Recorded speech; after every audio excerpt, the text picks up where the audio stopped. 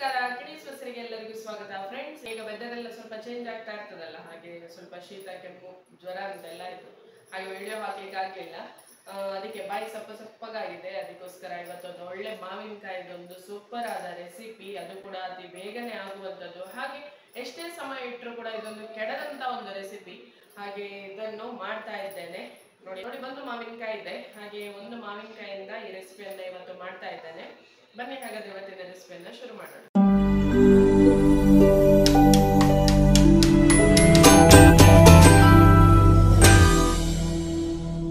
ಮೊದಲಿಗೆ ಮಾವಿನಕಾಯಿಯನ್ನ ಕಟ್ ಮಾಡಿ ಇಟ್ಕೊಳ್ಬೇಕು.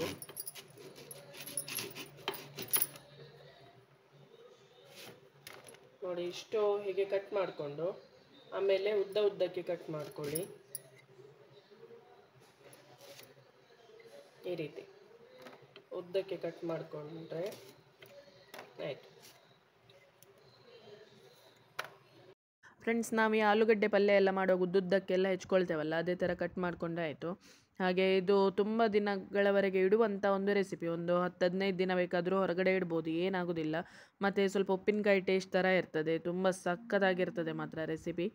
ಹಾಗೆ ಇದನ್ನಂತೂ ಒಮ್ಮೆ ಮಾಡಿದರೆ ನೀವು ಖಂಡಿತ ಅಷ್ಟು ಟೇಸ್ಟಿಯಾಗಿರೋದ್ರಿಂದ ಪದೇ ಪದೇ ಮಾವಿನಕಾಯಿ ತಂದಾಗ ಇದೇ ರೆಸಿಪಿ ಖಂಡಿತವಾಗಿಯೂ ಮಾಡ್ತೀರಿ. ನೋಡಿ, ಈಗ ಕಟ್ ಮಾಡಿ ಎಲ್ಲ ಆಯಿತು. ಇನ್ನು ನಮಗೆ ಈಗ ಕರಿಬೇವಿನ ಸೊಪ್ಪು ಬೇಕು. ಹಾಗೆ ಮಗಳು ನಾನು ಸಹ ಬರ್ತೇನೆ ಕರಿಬೇವಿನ ಸೊಪ್ಪು ತೆಗಿಲಿಕ್ಕೆ ಅಂತ ಹೇಳಿದ್ಲು.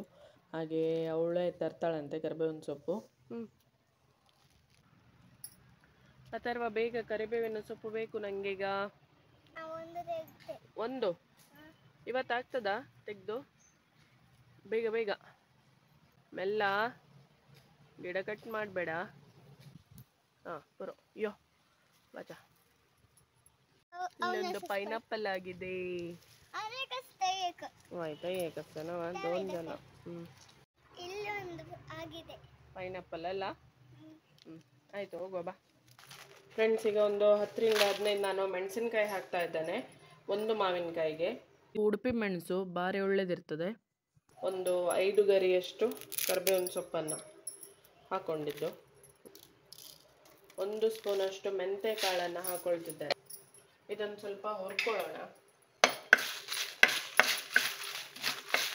ಫ್ರೆಂಡ್ಸ್, ಇಲ್ಲಿ ಇದನ್ನೆಲ್ಲವನ್ನು ಕೂಡ ಡ್ರೈ ರೋಸ್ಟ್ ಮಾಡ್ಕೊಳ್ತಾ ಇದ್ದೇನೆ. ಇಲ್ಲಿ ಯಾವುದೇ ಥರದ ಎಣ್ಣೆಯನ್ನು ಕೂಡ ಯೂಸ್ ಮಾಡಲಿಲ್ಲ ನಾನು. ಹಾಗೆ ಒಂದು ಬಾಣಲೆಯಲ್ಲಿ ಮೆಂತ್ಯಕಾಳು, ಅದೇ ರೀತಿ ಕರಿಬೇವಿನ ಸೊಪ್ಪು, ಹಾಗೆ ಊರ ಮೆಣಸು ಇದನ್ನು ಹಾಕಿಬಿಟ್ಟು ಚೆಂದ ಮಾಡಿ ಹುರಿಯುವಂಥದ್ದು. ನಾನಿಲ್ಲಿ ಬ್ರಹ್ಮಾವರ ಈ ಉಡುಪಿ ಮೆಣಸು ಇದು ಭಾರಿ ರುಚಿಯಾಗಿರ್ತದೆ, ಇದನ್ನೇ ಹಾಕ್ತಾ ಇದ್ದೇನೆ. ಹಾಗೆ ಸ್ವಲ್ಪ ಇಂಗಿನ ಪುಡಿಯನ್ನು ಕೂಡ ಹಾಕ್ತಾ ಇದ್ದೇನೆ. ಆಮೇಲೆ ಸ್ವಲ್ಪ ಬೇಕಾದರೆ ಕೊನೆಯಲ್ಲೂ ಬೇಕಾದರೆ ಹಾಕ್ಕೊಳ್ಬೋದು, ಆದರೆ ನಾನು ಇವಾಗಲೇ ಇದನ್ನು ಕೂಡ ಹಾಕಿಬಿಟ್ಟು ಸ್ವಲ್ಪ ಫ್ರೈ ಮಾಡ್ಕೊಳ್ತಾ ಇದ್ದೇನೆ. ಡ್ರೈ ರೋಸ್ಟ್ ಎಲ್ಲವೂ ಕೂಡ. ಇದರಿಂದ 15 ದಿನಗಳ ಕಾಲ ಹಾಗೆ ಹೊರಗಡೆ ಇಡ್ಬೋದು. ಆಮೇಲೆ ಬೇಕಾದರೆ ಫ್ರಿಜ್ಜಲ್ಲಿ ಇಟ್ಟರೆ ಒಂದು 3-4 ತಿಂಗಳವರೆಗೆ ಏನು ಕೆಡೋದಿಲ್ಲ, ಯಾಕಂದರೆ ನೀರಿನ ಪಸೆ ಒಂಚೂರು ನಾವು ತಾಗಿಸೋದಿಲ್ಲ. ಮಾವಿನಕಾಯಿನೂ ಅಷ್ಟೇ ಚೆಂದ ಮಾಡಿ ತೊಳೆದು ಅದನ್ನು ಒರೆಸಿ ಆಮೇಲೆ ಕಟ್ ಮಾಡಿಕೊಂಡದ್ದು ನಾನು. ಹಾಗೆ ಉಪ್ಪಿನಕಾಯಿಗೆ ನಾವೆಷ್ಟು ಕೇರ್ಫುಲ್ಲಾಗಿ ಮಾಡ್ತೇವೆ ಅದೇ ರೀತಿ. ಈಗ ಇದೆಲ್ಲ ಡ್ರೈ ರೋಸ್ಟ್ ಆಗಿದೆ, ಇದನ್ನು ಒಂದು ಪ್ಲೇಟಲ್ಲಿ ಹಾಕಿ ತಣಿಲಿಕ್ಕೆ ಬಿಟ್ಟಿದ್ದೇನೆ. ಈಗ ಇದು ಕಂಪ್ಲೀಟಾಗಿ ತಣಿದಿದೆ. ಈ ಕಡೆಯಿಂದ ಅದೇ ಬಾಣಲೆಯಲ್ಲಿ ನಾನೊಂದು 5-6 ಸ್ಪೂನಷ್ಟು ಕೊಬ್ಬರಿ ಎಣ್ಣೆನ ಹಾಕಿಬಿಟ್ಟು ಸ್ವಲ್ಪ ಬಿಸಿಗಿಡ್ತೇನೆ. ಅಲ್ಲಿ ತನಕ ಈ ಕಡೆಯಿಂದ ತಣ್ಣದಿರುವಂಥ ಈ ಮೆಣಸು, ಮೆಂತ್ಯ, ಅದೇ ರೀತಿ ಕರಿಬೇವಿನ ಸೊಪ್ಪನ್ನು ಮಿಕ್ಸಿ ಜಾರಲ್ಲಿ ಹಾಕಿ ಸ್ವಲ್ಪ ಪೌಡ್ರ್ ಮಾಡ್ಕೊಂಡು ತರೋಣ. ಸಾಸಿವೆ ಎಲ್ಲ ಎಂತ ಕೂಡ ಯೂಸ್ ಮಾಡಲಿಲ್ಲ ನಾನು, ಬರೀ ಇಷ್ಟೇ. ಹಾಗೆ ಇದರಲ್ಲಿ ಒಂದು ಸ್ವಲ್ಪ ರುಚಿಗೆ ತಕ್ಕ ಉಪ್ಪನ್ನು ಕೂಡ ಹಾಕಿ ಪೌಡ್ರ್ ಮಾಡಿಕೊಂಡ್ರೆ ಆಯಿತು. ನೋಡಿ, ಇವಾಗ ಪೌಡ್ರ್ ರೆಡಿಯಾಗಿದೆ. ಹಾಗೆ ಒಳ್ಳೆ ಘಮ ಘಮ ಪರಿಮಳ ಬರ್ತಾ ಇದೆ ಪೌಡ್ರ್. ಯಾಕೆ ಹೇಳಿ, ಕರಿಬೇವು ಮತ್ತು ಮೆಂತ್ಯ ಅಂತ ಹಾಕಿದರೆ ಹೇಳೋದೇ ಬೇಡ, ಸಖತ್ ಪರಿಮಳ ಬರ್ತಾ ಇದೆ.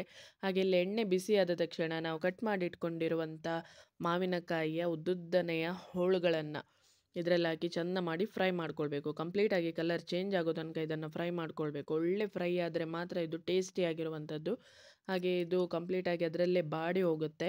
ನೋಡಿ, ಈ ರೀತಿ ಆಗಿದೆ. ಇವಾಗ ಎಷ್ಟಿದ್ದದ್ದು ನೋಡಿ, ಕಂಪ್ಲೀಟಾಗಿ ನಿಮಗೆ ಕಲರ್ ಕೂಡ ಎಲ್ಲ ಚೇಂಜ್ ಆಗಿರೋದು ಕಾಣ್ತಾ ಇರ್ಬೋದು. ಹಾಗೆ ಇವಾಗ ಈ ಪೌಡರ್ ಮಾಡ್ಕೊಂಡದ್ದಿದೆಯಲ್ವಾ, ಇದನ್ನು ಇದರಲ್ಲೇ ಹಾಕ್ಕೊಳ್ಳೋಣ. ನೀವು ಸಪೋಸ್ ಒಂದು ಜಾಸ್ತಿ 7-8 ಮಾವಿನಕಾಯಿದೆಲ್ಲ ಈ ರೀತಿ ತಂದು ಮಾಡಿಟ್ಟರು ತುಂಬ ಸಮಯಕ್ಕೆ ನಿಮಗೆ ಬರುತ್ತದು. ನಾನಿಲ್ಲಿ ಸ್ವಲ್ಪ ಬಾಯೆಲ್ಲ ಸಪ್ಪಗಾಗಿದೆ ಅಲ್ಲ, ಹಾಗೆ ಜ್ವರ, ಕೆಮ್ಮೆಲ್ಲ, ಶೀತ ಎಲ್ಲ ಆಗಿ ಸಾಕಾಯ್ತು ನನಗೆ. ಹಾಗೆ ಅದಕ್ಕೆ ಈ ರಪ್ಪ ಅಂತ ಒಂದು 5 ನಿಮಿಷದಲ್ಲಿ ಈ ರೆಸಿಪಿಯನ್ನು ಮಾಡುವ, ಹಿರಿಯರು ಮಾಡ್ತಿದ್ದಂಥ ಒಂದು ರೆಸಿಪಿ, ಅಮ್ಮ ಎಲ್ಲ ಮಾಡ್ತಿದ್ರು. ಹಾಗೆ ಸಡನ್ನಾಗಿ ನೆನಪಾಯಿತು.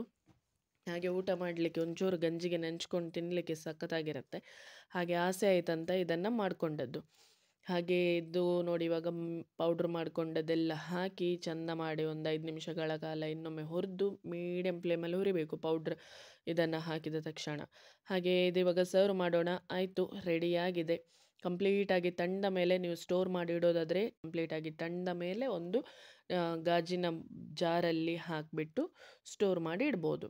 ದಿಢೀರಂತ 5 ನಿಮಿಷದಲ್ಲಿ ಎಷ್ಟು ಒಳ್ಳೆ ರೆಸಿಪಿ ನೋಡಿ, ಸಕ್ಕತ್ತಾಗಿದೆ. ಗಂಜಿ ಊಟಕ್ಕಂತೂ ಹೇಳಿ ಮಾಡಿಸಿದ್ದು. ನಾನೀಗ ಗಂಜಿ ಊಟ ಮಾಡಿ ತೋರಿಸ್ತೇನೆ. ಇದ್ರ ಜೊತೆ ತುಂಬ ಅಂದರೆ ತುಂಬ ಸೂಪರ್ ಆಗಿರುತ್ತೆ. ಸ್ವರ್ಗ ಅಂತ ಹೇಳ್ಬೋದು. ನೋಡಿ ಎಷ್ಟು ಕಲರ್ಫುಲ್ ಆಗಿದೆ. ಒಂದೆರಡು ತುಂಡಿದ್ರು ಸಾಕಿದ್ರದ್ದು ಗಂಜಿ ಊಟ ಮಸ್ತಾಗಿರುತ್ತೆ, ತುಂಬ ಚೆಂದ ಆಗ್ತದೆ. ಈ ಗರ್ಭಿಣಿಯರು ಪ್ರೆಗ್ನೆನ್ಸಿ ಇರೋರಿಗೆಲ್ಲ ಈ ಥರದ್ದೆಲ್ಲ ಮಾವಿನಕಾಯಿಗೆ ಹೀಗೆಲ್ಲ ಹಾಕಿಬಿಟ್ಟು ಬರೀ ಮೆಣಸಿನ ಹುಡಿ ಉಪ್ಪು ಎಲ್ಲ ಹಾಕಿ ತಿನ್ನೋದಕ್ಕಿಂತ ಈ ರೀತಿ ಮಾಡ್ಕೊಂಡು ತಿಂದರೆ ತುಂಬ ರುಚಿಯಾಗಿರುತ್ತೆ. ಹಾಗೆ ಇಲ್ಲಿ ಈ ಕಡೆಯಿಂದ ಬಿಸಿ ಬಿಸಿ ಕುಚ್ಚಲಕ್ಕಿಯ ಗಂಜಿ ಆಗಿದೆ. ಹಾಗೆ ನಾನು ಊಟ ಮಾಡ್ತೇನೆ ಇವಾಗ. ನಾನು ತುಪ್ಪ ಎಲ್ಲ ಯೂಸ್ ಮಾಡಲಿಲ್ಲ ಇಲ್ಲಿಗ ಗಂಜಿಗೆ, ಬರೀ ಇಷ್ಟು ಮಾತ್ರ. ಮಾವಿನಕಾಯಿಯ ಖಾರ ಹುಳಿ ಪಲ್ಯ ಅಂತ ಹೇಳ್ತೇವೆ ನಾವಿದಕ್ಕೆ. ಮಾವಿನಕಾಯಿ ಖಾರ ಹುಳಿ ಪಲ್ಯ ಹಾಕಿ ಹಾಗೆ ಗಂಜಿ ಊಟ ಮಾಡಿದರೆ ಬ್ಯಾಟಿಂಗ್ ಸಾಕತ್ತಾಗಿರ್ತದೆ. ಭಾರಿ ಚಂದ ಊಟ. 2 ತುಂಡು ಸಾಕಾಗ್ತದೆ ಊಟ ಮಾಡಲಿಕ್ಕೆ. ನೀವು ಖಂಡಿತ ಈ ರೆಸಿಪಿ ಟ್ರೈ ಮಾಡಿ ಆಯಿತಾ.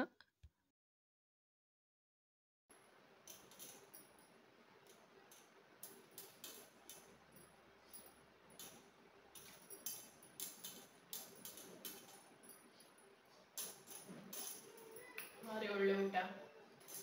ಬಾಯಿಗೆ ರುಚಿ ಇಲ್ಲದಿರುವಾಗ ಖಾರಕ್ಕೆ ಖಾರ, ಹುಳಿಗೆ ಹುಳಿ, ಉಪ್ಪು ಎಲ್ಲ ಪರ್ಫೆಕ್ಟ್, ಸೂಪರ್ ಆಗಿದೆ ಫ್ರೆಂಡ್ಸ್. ಹಿರಿಯರು ಮಾಡ್ತಿದ್ದಂಥ ಮಾವಿನಕಾಯಿ ಖಾರ ಹುಳಿ ಪಲ್ಯ ಸೂಪರ್ ರೆಸಿಪಿ. ಖಂಡಿತ ಈ ರೆಸಿಪಿಯನ್ನು ಮಾಡಿ ನೋಡಿ. ರೆಸಿಪಿಯ ಲಿಂಕ್ಗಳನ್ನು ನಿಮ್ಮ ಫ್ರೆಂಡ್ಸ್ ರಿಲೇಟಿವ್ಸ್ ಜೊತೆ ಎಲ್ಲ ಶೇರ್ ಮಾಡಿ ಅಂತ ಕೇಳ್ಕೊಳ್ತೇನೆ. ಹಾಗೆ ಕಿಣಿಸ್ವಸರಿ ಫಸ್ಟ್ ಟೈಮ್ ನೋಡೋದಾದರೆ ದಯವಿಟ್ಟು ಚಾನಲನ್ನು ಸಬ್ಸ್ಕ್ರೈಬ್ ಮಾಡಿ, ಬೆಲ್ ಐಕಾನನ್ನು ಪ್ರೆಸ್ ಮಾಡಿದ್ರೆ ನೋಟಿಫಿಕೇಶನ್ ಬರ್ತಾ ಇರುತ್ತೆ. ನೆಕ್ಸ್ಟ್ ಇನ್ನೊಂದು ಒಳ್ಳೆ ಹೆಲ್ದಿ ಆದ ರೆಸಿಪಿ ಜೊತೆ ಮತ್ತೆ ಸಿಗ್ತೇನೆ. ಎಲ್ರಿಗೂ ಧನ್ಯವಾದ. Thank you. Take care.